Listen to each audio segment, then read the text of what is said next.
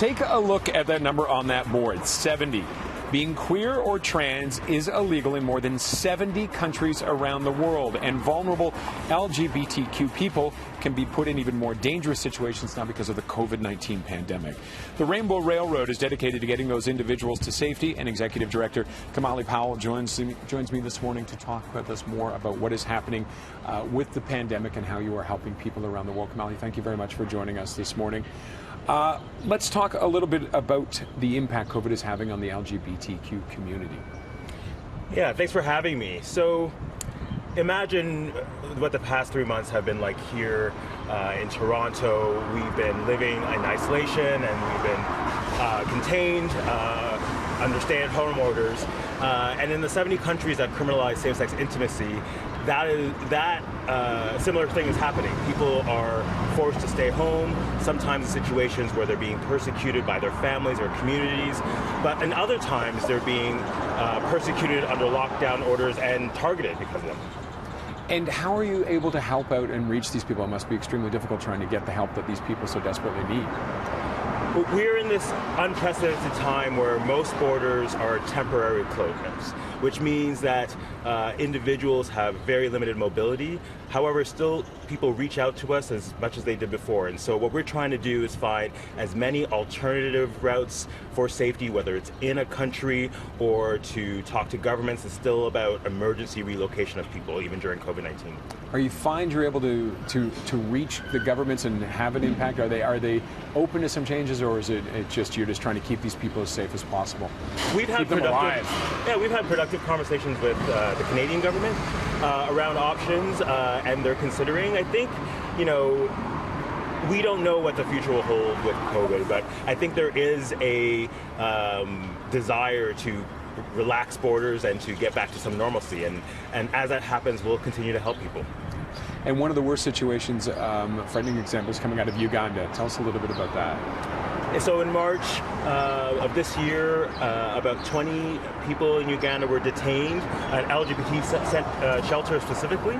And because of COVID lockdown restrictions, authorities raided the place and said people were violating stay-at-home orders. But that was really just a front to detain them for 3 months until activists on the ground with international cooperation finally got them free. And so now we're partnering with the group to make sure they're in safe haven, in a safe spot within Uganda while we can look at alternative options. How do you find those safe spots from a distance like this? I mean, how can you reach and help these people? It must be incredibly difficult. What's great about our work is that we've always operated in partnership with organizations on the ground. And so we work with human rights defenders who bravely do this work, and they're able to work with us to provide safe haven for individuals at risk. And this is really, literally life and death for many of these people. It's life and death for everyone. Last year we received over 2,800 requests. We received about 1,000 this year alone and counting, because unfortunately there are still a lot of people at risk. Now, I know you bring lots of the refugees here. Have you managed to get anybody here over the last while because of the pandemic, or is everything on hold? We managed to get someone right when the borders closed.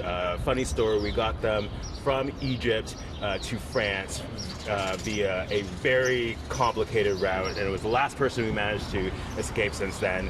And we're keeping our eye on really sensitive emergency cases, and if we need to advocate for some emergency measures, we will.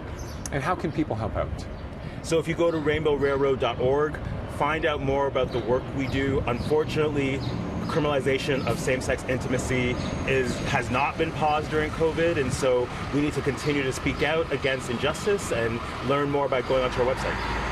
And going back to that number of the 70 countries is stunning. And just a little bit, your reaction to what happened down in the States with the Supreme Court yesterday. Some good news.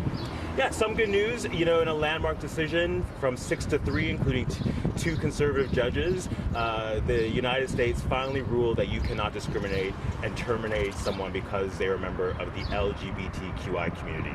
And imagine that we're in 2020, and that's a ruling that we're celebrating. And so while it's good news, it's also important to note that at the same time, unfortunately, the administration is trying to roll back protections for trans people. And so we need to remain vigilant at home and abroad. Okay. Kamali, thank you very much for joining us this morning. We appreciate it. Thanks so much for having me. We'll have more on Breakfast Television coming up after the break.